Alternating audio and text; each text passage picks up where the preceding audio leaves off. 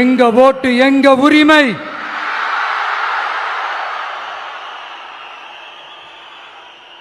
எங்களை யாரும் விலைக்கு வாங்க முடியாது.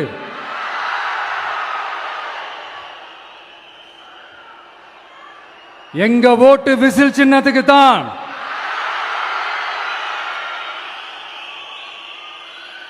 யாரையும் நம்பி ஏமாற மாட்டோம். எங்க வார்த்தையிலிருந்து மாற மாட்டோம். இது நிஜம். தேங்க்யூ.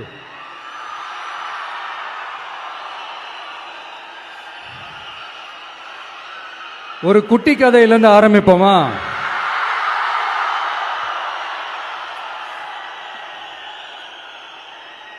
ஒரு பெரிய ஊரு, ஒரு 4 ரோடு ஜாயிண்ட் ஆகிற மாதிரி ஒரு ஜங்ஷன், ஒரு பிஸியான ஏரியா, ஆள் நடமாட்டம் அதிகமாக இருக்கக்கூடிய ஒரு ஏரியா. அங்க சென்டர்ல ஒரு முரட்டு ஜல்லிக்கட்டு காலை ஒன்று நின்றுட்டு இருக்குது. காலில் மண்ணை வீசிக்கிட்டு சீறிக்கிட்டு அப்படியே நின்றுட்டு இருக்குது. யாருமே பக்கத்தில் போக முடியல. அந்த இடம் ஒரு கேஷுவலாக மாறணும் அப்படின்னா அந்த காளையை அடக்கி அமைதி ஆக்கினாதான் மறுபடியும் ஒரு பேக் டு நார்மல் சுச்சுவேஷனுக்கு அந்த இடம் மாறும். அந்த ஊரில் இருக்கிற ஒரு சில பேருக்கு மட்டும்தான் அந்த காளை அடங்கும். அவங்க யாருமே அங்கே இல்லை. ஆனால் அந்த க்ரௌட்ல இருந்த ஒரு சில பேர், ஆல்ரெடி அந்த காளையை அடக்கணங்களோட இருந்த ஒரு சில பேர், எங்களுக்கு இல்லாத அனுபவமா? நாங்க பார்க்காத காளையா? நாங்க பார்க்காத மாடா? நாங்க போய் அடக்குறோம்னு சொல்லிட்டு உள்ள போறாங்க. ஒருத்தராலையும் அந்த காளையை தொடக்கூட முடியல. எல்லாரையும் அடிச்சு வீசி தூக்கி போட்டுருச்சு. இப்ப என்னடா பண்றது அப்படின்னு பார்க்கும்போது அந்த கூட்டத்தை விலக்கிட்டு ஒரு சின்ன பையன் ஒரு என்ட்ரி ஒன்று கொடுக்கிறான். உங்களுக்கு தான் தெரியும்ல, டேய் எங்களாலே முடியல, நீ எல்லாம் என்னத்தை போய் கிழிக்க போற? எங்களுக்கு அவ்வளோ அனுபவம் இருக்குது, நாங்களே அடிபட்டு ஓரமா படுத்து கிடக்கிறோம். இவன் விளையாட்டுத்தனமா ஏதோ பண்ணிட்டு கிடக்கிறான், பாவம் அந்த காலை கிட்ட போய் அடிபட்டு சாவ போறான். பச்சா பையன், அந்த பையன், இந்த பையன், அண்டர் எஸ்டிமேட் பண்றது, ஏளனமா பேசுறது, இப்படி ஒரு பக்கம். இன்னொரு பக்கம் பரிதாபப்பட்டு, ஐயோ பாவமே, இப்படி தனியா போய் மாட்டிக்கிட்டானே அந்த காலை கிட்ட, என்ன பண்ண போறானோ அப்படின்ட்டு ஒரு பக்கம் பரிதாபப்பட்டு பேசுறாங்க. அந்த சின்ன பையன் எதுவுமே காதலியே போட்டுக்காம 2 பாக்கெட்லையும் கையை விட்டுக்கிட்டு ஸ்டைலா கெத்தா தில்லா அப்படியே உள்ள போறான். ஒரு ஸ்டெப் எடுத்து வைக்கிறான், அந்த காலை அப்படியே சீறிக்கிட்டே நின்றுட்டு இருக்குது. இன்னொரு ஸ்டெப் எடுத்து வைக்கிறான், காலை அப்படியே சீறிக்கிட்டே முன்னாடி வருது. மக்கள் எல்லாரும் பதட்டத்தோட அப்படியே பார்த்துட்டு இருக்கிறாங்க. இன்னொரு ஸ்டெப் எடுத்து வைக்கிறான், காலை அப்படியே முட்டை வரும்போது பாக்கெட்டுக்குள்ள மறைச்சு வச்சிருந்த 2 புல்லுக்கட்டு அதை அந்த காலை கிட்ட காட்டுறான். காலை அப்படியே சடனா வந்து நின்று அது மூடெல்லாம் மாறி அந்த புல்லுக்கட்டை சாப்பிட ஆரம்பிச்சிருச்சு. அந்த சின்ன பையனும் அந்த காளையை அப்படியே தடவிக்கிட்டே வரான். காளையும் பக்கத்தில் ஒரு குழந்தை மாதிரி நடந்து வந்துக்கிட்டு வருது. பக்கத்தில் இருந்த ஒரு வயல்வெளியில் அந்த காளையை மேய விட்டுட்டு வரான். மக்கள் எல்லாரும் அந்த பையனை ஆச்சரியமா பார்க்குறாங்க. அந்த அடிபட்டு கிடந்த அந்த அனுபவசாலிங்க தலைய தொங்க போட்டு நின்றுட்டு இருக்கிறாங்க. ஏன்னா பேசின பேச்சு அப்படி. வாய் இருக்குன்றதுக்காக நக்கலுமா நையாண்டியுமா நச நச நச நசன் ஒரே பேச்சு. என்ன பண்றது, தலையை குனிஞ்சு அப்படியே நின்றுட்டு இருக்கிறாங்க. அங்க ஒரு பெரியவர் வர்றார். வந்து அந்த பையன்கிட்ட கேட்கிறாரு, எப்படிப்பா இப்படி ஒரு முரட்டு காலை சீறிட்டு நின்றுட்டு இருந்தது, எப்படி அந்த காளையை அடக்கின அப்படின்னு கேட்டதுக்கு அந்த பையன் சொல்றான், ஐயா எனக்கு அந்த காளையை பார்த்தா கோபமா இருந்த மாதிரிலாம் எனக்கு தெரியல, அந்த காலை பசியோடு இருந்த மாதிரி இருந்தது. அதனால தான் அந்த புல்லுக்கட்டை காமிச்சவனை ஓகே நமக்கு தேவையானது கிடைச்சிருச்சு அப்படின்னோடனே அந்த புல்லுக்கட்டை சாப்பிட்டுட்டு நம்மளோட அப்படியே ஜாலியாக வாக்கிங் வந்துருச்சு அப்படின்னு சொன்னான். இதை கேட்ட அந்த பெரியவர் சொன்னாராம், இந்த சின்னவங்க பெரியவங்க அனுபவம் இருக்கிறவங்க அனுபவம் இல்லாதவங்க இதெல்லாம் விஷயமே கிடையாது. யாரா இருந்தாலும் அந்த சூழலுக்கு ஏற்ற மாதிரி அந்த சிச்சுவேஷனுக்கு தகுந்த மாதிரி என்ன பண்ணி அந்த ப்ராப்ளமை சால்வ் பண்றான், ஏது பண்ணி அந்த ப்ராப்ளமை சால்வ் பண்றான், அதுதான் விஷயமே, அதுதான் மேட்ரு. ஸோ நீ சூப்பர்ப்பா, என்ன ப்ராப்ளம் வந்தாலும் நீ சால்வ் பண்ணிடுவ அப்படின்னு முதுகில் தட்டி கொடுத்துட்டு அந்த பெரியவர் போறார். இப்போ அந்த கதையில் அந்த முரட்டு ஜல்லிக்கட்டு காலை தான் நம்ம தமிழ்நாட்டு அரசியல் களம். அந்த பெரியவர் தான் நம்ம தமிழக மக்கள். அந்த பாக்கெட்டுக்குள்ள ஸ்டைலா தில்லா கெத்தா ஒருத்தன் உள்ள வந்தான் பாருங்க, அவன்தான்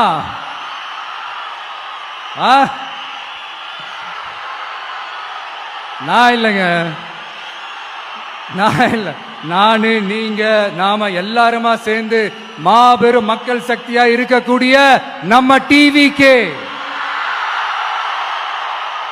அதுதான் அந்த சின்ன பையன்.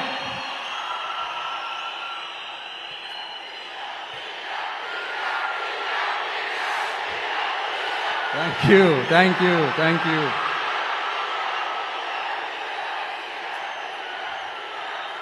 மக்களை நேசிக்கிற ஒரு நல்ல தலைமை இல்லாததுனால இத்தனை வருஷமா வேற வழி இல்லாம ஸ்டாலின் சார் கொடுத்த அந்த பொய்யான வாக்குறுதிகள் எல்லாத்தையும் நம்பி ஏமாந்த நம்ம மக்களுக்கு சரியான நேரத்தில் ஒரு வெகுஜன மக்கள் இயக்கமா வந்தது தான் நம்ம டிவிக்கு. அந்த முரட்டு ஜல்லிக்கட்டு கால கதை ஏன் சொன்னோம், எதுக்கு சொன்னோம், யார் யாருக்கெல்லாம் சொன்னோங்கிறது புரிய வேண்டியவங்களுக்கு புரியும்னு நினைக்கிறேன்.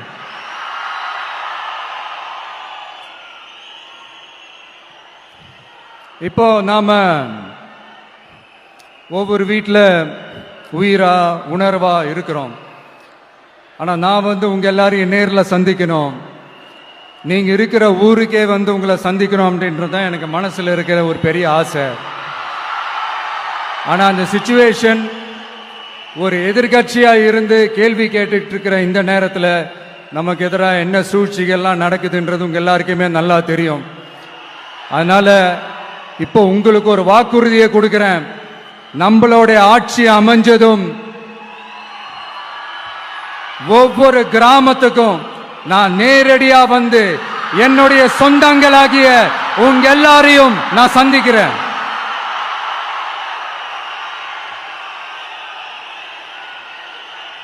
கொஞ்ச நாளைக்கு முன்னாடி நம்ம ஸ்டாலின் சார் ஒரு உருட்டு ஒன்று உருட்டினாரு, நீங்க கேள்விப்பட்டிருப்பீங்க. இப்ப வரப்போற எலெக்ஷன் எதுக்கான எலெக்ஷன்? நம்ம சட்டமன்ற தமிழ்நாடு சட்டசபைக்கான ஒரு தேர்தல் இல்லையா? இதே தமிழ்நாட்டுக்கும் டெல்லிக்குமான ஒரு எலெக்ஷன் அப்படின்னு சொல்றாங்க. இன்னும் கொஞ்சம் மேல போய் தமிழ்நாட்டுக்கும் என்டிஏவுக்குமான ஒரு எலெக்ஷன் அப்படின்னு சொல்றாங்க. என்ன சார், டெல்லியில ஏதாவது நிக்க போறீங்களா? அப்புறம் ஏன் தமிழ்நாட்டுக்கும் டெல்லிக்குமான ஒரு எலெக்ஷன் சொல்றீங்க? அப்புறம் இது ஏதாவது பார்லிமெண்ட் எலெக்ஷனா, பிரதமர் பதவிக்கு ஏதாவது போட்டி போடுறீங்களா?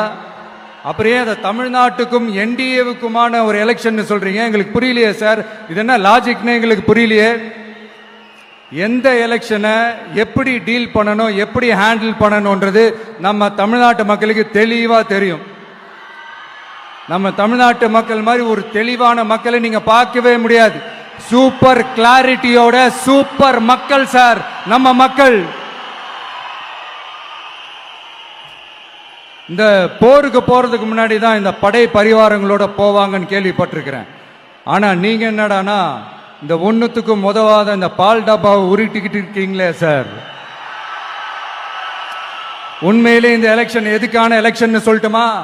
தமிழ்நாட்டு மக்களுக்கும் ஊழலுக்கும் நடக்கிற போர், தமிழ்நாட்டு மக்களுக்கும் லஞ்சத்துக்கும் நடக்கிற போர், தமிழ்நாட்டு மக்களுக்கும் இந்த நிர்வாகத்தை சரியா செய்யாத இந்த திமுக அரசுக்கும் நடக்கிற போர், அதாவது தமிழ்நாட்டு மக்களுக்கும் உங்க ஆட்சிக்கும் நடக்கிற போர், தமிழ்நாட்டு மக்களுக்கும் ஸ்டாலின் சாருக்கும் நடக்கிற போர்.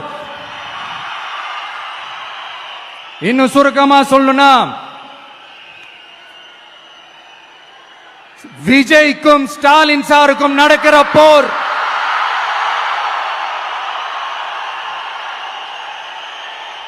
இதுக்கு நடுவுல இந்த என்டிஏ டெல்லி இதெல்லாம் என்ன லாஜிக்னே புரிய மாட்டேங்குது சார்.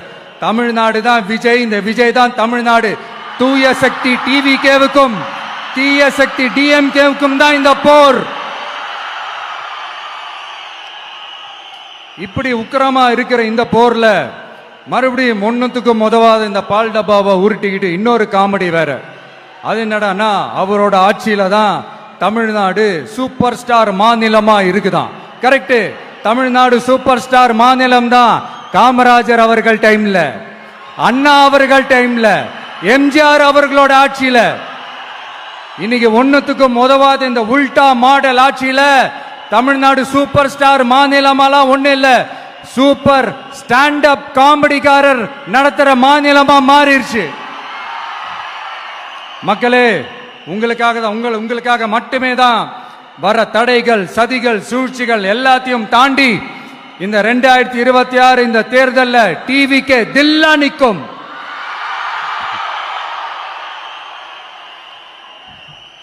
இதுவரைக்கும் நடந்த எலெக்ஷன் வேற, இப்ப நடக்க போற எலெக்ஷன் வேற. ஒவ்வொரு 5 இயர்ஸுக்கும் நடக்கிற எலெக்ஷன் மாதிரி இதை நினைச்சிடாதீங்க. 50 வருஷத்துக்கு ஒரு வாட்டி நடக்க போற ஒரு எலெக்ஷன் மாதிரி இது. அதிசய எலெக்ஷன். ஒரு எலெக்ஷன்ல அவங்களோட எதிரிகளை தான் எதிர்ப்பாங்க, அப்படிதான் எதிர்ப்பாங்க, அதுதான் யதார்த்தமும் கூட. ஆனா இந்த எலெக்ஷன்ல தான் ஒட்டுமொத்தமா எல்லாருமா சேர்ந்து ஒருத்தனை எதிர்க்கிறாங்க. ஒட்டுமொத்தமா எல்லாருமா சேர்ந்து இந்த விஜயை எதிர்க்கிறாங்க. ஏன்னா இந்த விஜய் ஊழலை எதிர்க்கிறான், லஞ்சத்தை எதிர்க்கிறான், மக்களோட மக்களா நிக்கிறான். அந்த மக்கள் அவன் கூட நிக்கிறாங்க. அந்த காண்டு எப்படி அந்த காண்டு தான் ஒட்டுமொத்தமா எல்லாருமா சேர்ந்து ஒருத்தனை எதிர்க்க காரணம். நீங்க எப்படி வேணா எதிர்த்துக்காங்க, ஆனா போட்டி ரெண்டு பேருக்கு நடுவுல தான். ஒண்ணு இன்னொன்னு. இந்த எலெக்ஷன் டேல மேக்சிமம் என்ன பண்ணுவீங்க? போவீங்க, ஓட்டு போடுவீங்க, வருவீங்க, அவ்வளவுதான் உங்களுடைய பார்ட்டிசிபேஷன். ஆனா இந்த எலெக்ஷன்ல நீங்க பங்கெடுத்துக்க போறீங்க. எஸ், உங்க வீட்டில் இருக்கிற ஒரு விஜய் தான், உங்க வீட்டில் இருக்கிற ஒரு விஜய் தான் வேட்பாளரா நிக்க போறாங்க. உங்க வீட்டில் நிக்கிற ஒரு வேட்பாளர்னா அப்ப உங்க வீட்டில் இருக்கிற மத்தவங்க எல்லாருமே வாக்காளர்கள் தானே. உங்க அம்மா, உங்க அப்பா, உங்க அண்ணன், உங்க தம்பி, உங்க சொந்தம் டிவிக்கே வேட்பாளர் அப்படின்னா அப்ப உங்க ஓட்டு விசில் சின்னத்துக்கு தான் எல்லாருக்குமே தெரியும். ஏன், நம்மளோட எதிரிகளுக்கு கூட அது நல்லாவே தெரியும். அதனாலதான் நமக்கு எதிராக அவ்வளவு அவதூறு பரப்புறாங்க. என்னென்ன அவதூறு பரப்புறாங்கன்றது உங்களுக்கே நல்லா தெரியும். ஆனா அவங்களுக்கு தெரியாது, ஏன் மேல அவதூறு பரப்புனா அது மக்கள் மேல அவதூறு பரப்புற மாதிரின்னு. எனக்கு அரசியல் தெரியலன்னு சொன்னா அது மக்களுக்கு அரசியல் தெரியலன்னு சொல்ற மாதிரின்னு. என்ன அசிங்கமா பேசினா அது மக்கள் அசிங்கமா பேசுற மாதிரின்னு. எனக்கு எதிராக செய்யற ஒவ்வொரு செயலும் அது மக்களுக்கு எதிராக செய்யற செயல் அவங்களுக்கு தெரியாம போச்சு. இந்த விஜயும் மக்களும் வேறு வேறு இல்லை. இந்த விஜயும் மக்களும் ரத்தமும் சதையும் மாறி, உடலும் உயிரும் மாறி, ஒன்னிலிருந்து ஒண்ண பிரிக்கவே முடியாது. எஸ், சென்சிட்டிவான சென்டிமெண்ட், அது சென்சிட்டிவான சென்டிமெண்ட்.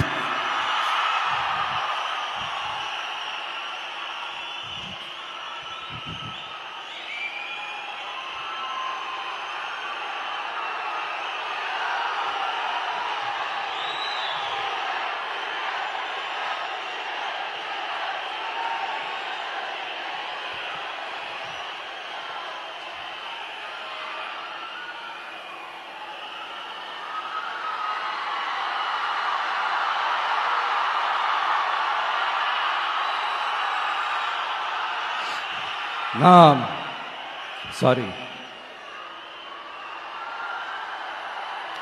இதை யாரும் அசைக்க முடியாது. மக்களை நேசிக்கிற விஜய் வேணுமா, மக்கள் விரோத ஆட்சி நடத்துற ஸ்டாலின் சார் வேணுமா? இந்த விஜய் நம்புறீங்களா, ஸ்டாலின் சார் நம்புறீங்களா? proof, this is the proof.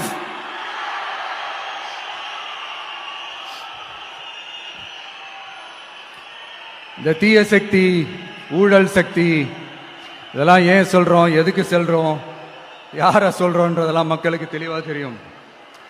அதே மாதிரி டிவி கேவுக்கு போட்டி டிஎம்கே தான்றதும் மக்களுக்கு தெளிவா தெரியும். அப்படி இருக்கும்போது நாம ஏதாவது பேசினா வாண்டடா சில பேர் வந்து வண்டியில ஏறி உட்கார்ந்துக்கிறாங்க.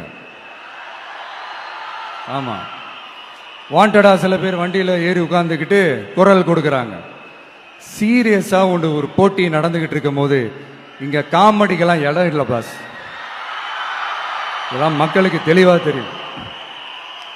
இந்த நேரத்தில் ஒரு சீரியஸ் கேள்விய இன்னைக்கு இருக்கிற மிகப்பெரிய அரசியல்வாதிங்க கிட்ட கேட்கணும்னு நான் நினைக்கிறேன். நீங்க அரசியலுக்கு வர்றதுக்கு முன்னாடி உங்ககிட்ட இருந்த சொத்து எவ்வளோ? அரசியலுக்கு வந்ததுக்கு அப்புறம் இன்னைக்கு உங்ககிட்ட இருக்கிற சொத்து எவ்வளோ?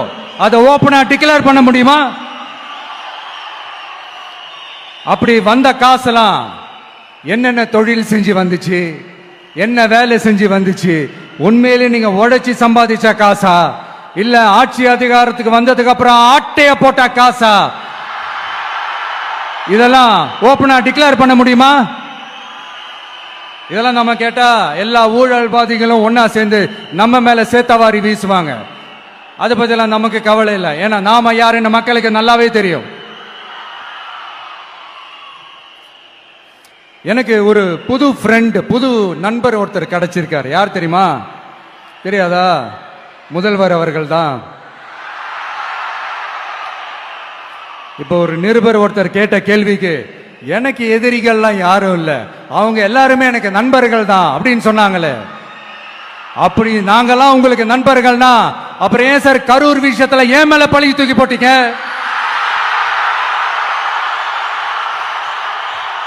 உங்களுக்கு மனசாட்சின்னு ஒண்ணு இருந்தா அப்படி பேசிருப்பீங்களா?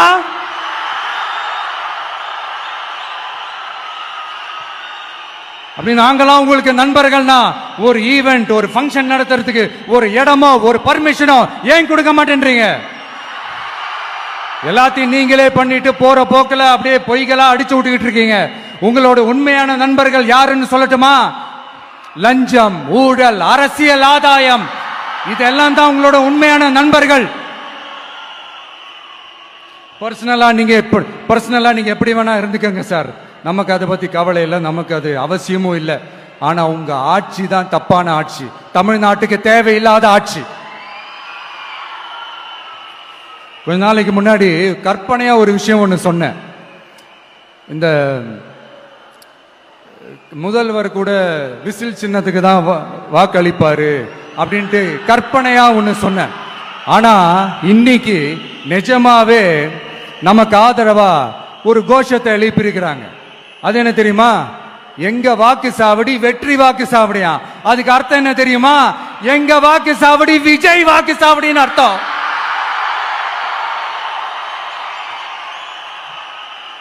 அது சரி, மக்களோட இந்த ஆதரவை பார்த்துட்டு அவர் அறியாமலே எப்படி பேசிட்டாரு என்னமோ தெரியல.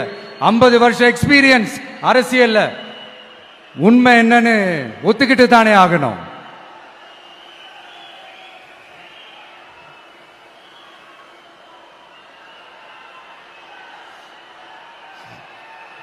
ஜனநாயகம்ங்கிறது பெரும்பான்மை ஆட்சி அதிகாரம் சார்ந்தது மட்டும் இல்ல, சிறுபான்மை மக்களின் உரிமைகள் உணர்வுகளும் புனிதம்னு நினைச்சு அதையெல்லாம் காப்பதற்கு பெயர் தான் ஜனநாயகம்னு 1963 அறிஞர் அண்ணா பார்லிமெண்ட்ல பேசினதை நாம இங்க சொல்றது ரொம்ப பொருத்தமா இருக்கும். அறிஞர் அண்ணா சொன்னதுதான் டிவிகேவோட நிலைப்பாடும். இந்த ஸ்டாண்ட்ல நாம 100% உறுதியா இருப்போம். யாருக்காகவும் எதுக்காகவும் இதுல சமரசமே கிடையாது. மதச்சார்பற்ற சமூக நீதி தன்மை தான் நம்ம அடிப்படை கொள்கைகள் ஒண்ணு, அதுல எந்த மாற்றமும் எப்பவும் கிடையாது. ஆனா இதெல்லாம் மறந்துட்டு எப்படியாவது எதையாவது செஞ்சு ஓட்டு வாங்குறதுக்காகவே இங்க சில பேர் இருக்கிறாங்க. அவங்கள மாதிரி நமக்கு அப்படி சில பிரச்சனைகள்ல எரியற நெருப்புல எண்ணெய ஊத்துற எண்ணமே இல்ல.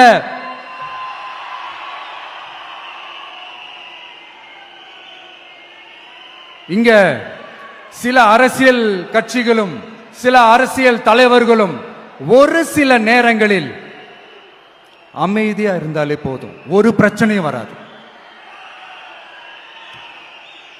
இப்போ கரண்ட்ல இருக்கிற சில பிரச்சனைக்கு வருவோம். இந்த கரண்ட் பிரச்சனைக்கு வருவோம். மாசம் மாசம் கரண்ட் பில் கட்டுற மாதிரி மாத்துவோம்னு சொன்னீங்களே, செஞ்சீங்களா?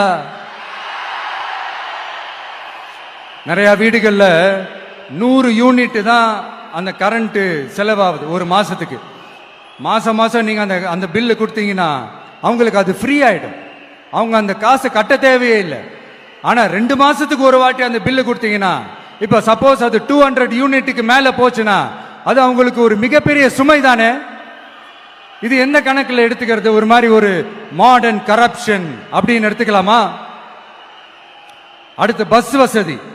நிறைய கிராமங்கள்ல பஸ் வசதி இல்லைன்னு சொன்னா இந்த ஒட்டுமொத்த திமுக அரசும் கத்திக்கிட்டு வந்துருவாங்க. நாங்க பஸ் விடாத கிராமங்களே இல்ல அப்படின்னு சொல்லுவாங்க. அப்படியே அது உண்மை அப்படின்னா முதல்வர் அவர்கள் கிட்ட நம்ம தங்கச்சி ஒருத்தவங்க ஒரு கேள்வி கேட்டாங்களே, எங்க ஊருக்கு ஒரு மினி பஸ் ஆவது விடுங்க சார் அப்படின்னு கேட்டாங்களே, அது எந்த கணக்கில் எடுத்துக்கிறது? நிறைய மலை கிராமங்கள்ல பஸ் வசதி இல்ல, நிறைய மலை கிராமங்கள்ல ஹாஸ்பிட்டல் வசதி இல்ல. இது ரெண்டுமே எவ்வளவு முக்கியமான ஒரு விஷயங்கள். பஸ் வசதியும் ஹாஸ்பிட்டல் வசதியும் இல்லாததுனால வீட்டிலேயே பிரசவம் பார்க்கிற அந்த ஆபத்து இருக்குதுன்னு எவ்வளவு நியூஸ் பார்க்கிறோம். இதெல்லாம் எந்த கணக்கில் சேர்த்துக்கிறது? அடுத்து இது எல்லா மீட்டிங்லயும் பேசுறதுதான், பெண்களுக்கு பாதுகாப்பு நம்பர் 1 இருக்குது தமிழ்நாட்டில் அப்படின்னு சொல்றாங்க. அப்புறம் அது என்ன, வி சேஃப் மாடலா? பெண்கள் என்ன சொல்றாங்க தெரியுமா? அது வி சேஃப் மாடல் இல்ல, வி ஆர் நாட் சேஃப் மாடல்னு சொல்றாங்க. இப்படி இருக்கிறப்போ தமிழ்நாட்டில் எங்க போனாலும் பெண்களுக்கு பாதுகாப்பு அப்படியே கொட்டி கிடக்குதான். இப்படி சொன்னா எப்படி சார்? கேட்கிறவங்க என்ன கேசரி சாப்பிடுறாங்க நினைச்சீங்களா?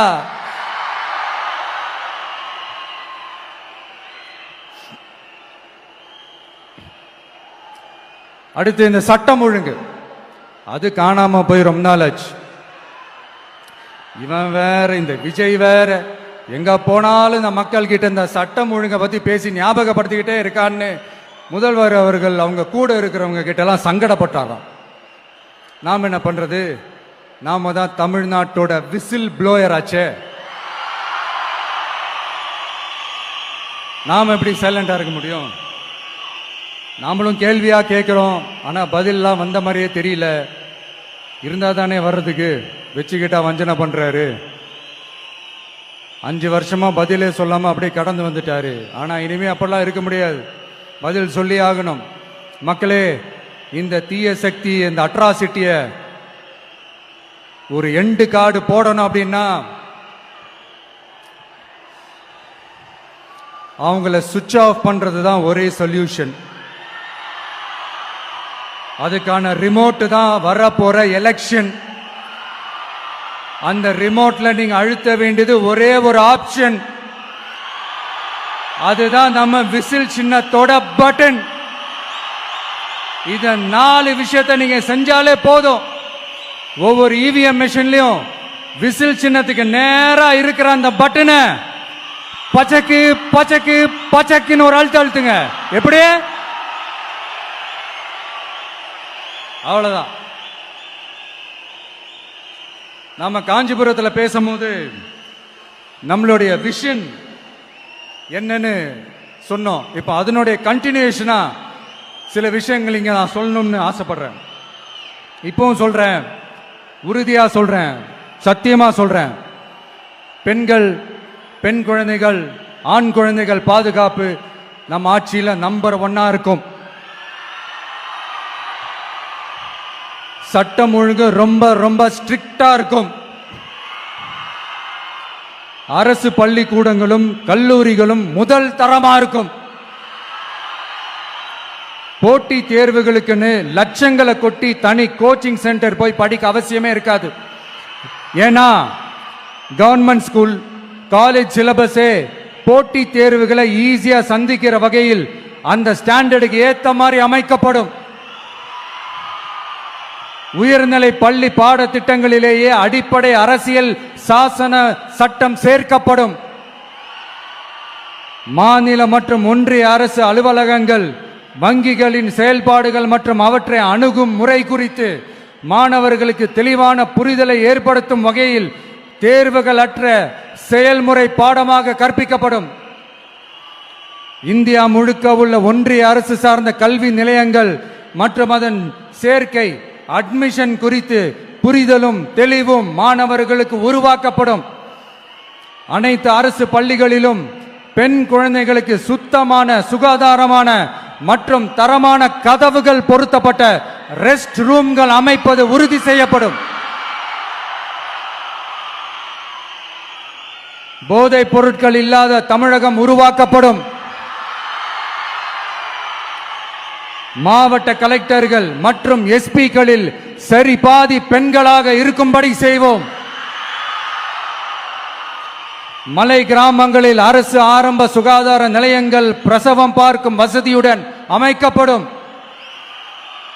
பஸ் போக்குவரத்து இல்லாத கிராமங்கள் மற்றும் மலை கிராமங்களே இல்லை என்ற நிலை உருவாக்கப்படும். ஏற்கனவே அமைப்பு சாரா தொழிலாளர்கள் அமைப்பு இருந்தாலும் ஆட்டோ, டாக்ஸி மற்றும் லாரி டிரைவர்களுக்கென அவர்களின் நலன்களுக்காகவும் குடும்ப நலன்களுக்காகவும் தனியாக நல வாரியம் அமைக்கப்படும். தென் தமிழகம் உட்பட தமிழகத்தின் தேவையான பகுதிகளில் தொழிற்சாலைகள் அமைக்கவும் தொழில் வளம் பெருக்கவும் தனி கவனம் செலுத்தப்படும். விவசாயிகள், மீனவர்கள் மற்றும் நெசவாளர்களின் கருத்துக்களை அறிந்து அவர்களுக்கான திட்டங்கள் காலத்தின் தேவைக்கேற்ப உருவாக்கப்படும். இப்போ நம்ம ஸ்டாலின் சார் அறிவாலயம் பக்கத்தில் யாரு நடந்து போனாலும், அறிவாலயம் பக்கத்தில் யாரு நிழலுக்கு ஒதுங்கினாலும் கூட்டணியில் சேர்த்துக்கிறாரு. அந்த கொள்ளையடிச்சிருக்கிற வச்சிருக்கிற பணத்தில் ஒரு பங்கு ஒன்று கொடுத்து அதுக்கு பேர் கல்லாப்பெட்டி கூட்டணின்னு வச்சிருக்கிறேன். இந்த கல்லாப்பெட்டி கூட்டணியை ரொம்ப கஷ்டப்பட்டு சேர்த்திருக்கிறார். ஆனா அவருக்கு நான் சொல்றேன், இந்த அறத பழைய கூட்டணி கணக்குகளோ இந்த கொள்ளையடிச்ச பணத்தையே வச்சு எங்க மக்களை ஏமாத்தி எல்லாம் ஜெயிக்க முடியாது. ஏன்னா இது மாபெரும் மக்கள் சக்தியான வித்தியாசமான விசில் புரட்சி எலெக்ஷன்.